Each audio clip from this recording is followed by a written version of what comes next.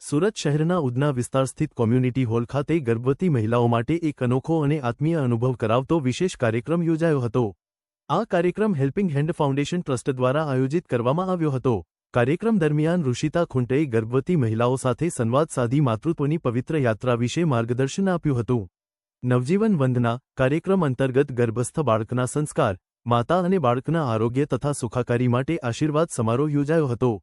આ કાર્યક્રમમાં ગર્ભવતી મહિલાઓને સકારાત્મક ઉર્જા, સંસ્કાર અને આધ્યાત્મિક માર્ગદર્શનનો અનોખો અનુભવ કરાવવામાં આવ્યો હતો। સાથે સાથે પોષણ સંગમ અંતર્ગત પોષણ કીટનું વિતરણ પણ કરવામાં આવ્યું હતું। કાર્યક્રમમાં આંગણવાડી કાર્યકર બહેનો સહિત મોટી સંખ્યામાં મહિલાઓ ઉત્સાહભેર હાજર રહી અને કાર્યક્રમને સફળ બનાવ્યો હતો। इंडिया टीवी 7 जनता की ताकत ब्यूरो रिपोर्ट सूरत।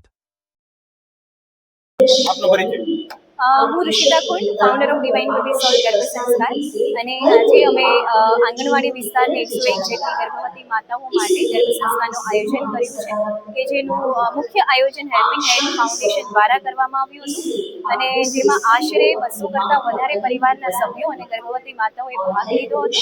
આ કાર્યક્રમ કરવાનો અમારો ઉદ્દેશ્ય એટલો જ હતો કે જે આ એરિયામાં રહેતી બહેનો છે એને ગર્ભ સંસ્કારનું પ્રોપર જ્ઞાન મળે અને એ લોકો સુધી શ્રેષ્ઠ બાળક કેવી રીતે આ દુનિયામાં લાવી શકાય એની રૂપરેખા અમે સમજાવી શકીએ કે જેનાથી આ ભારત દેશમાં પણ ખૂણે ખૂણેથી શ્રેષ્ઠ સંતાનનું આગમન થાય।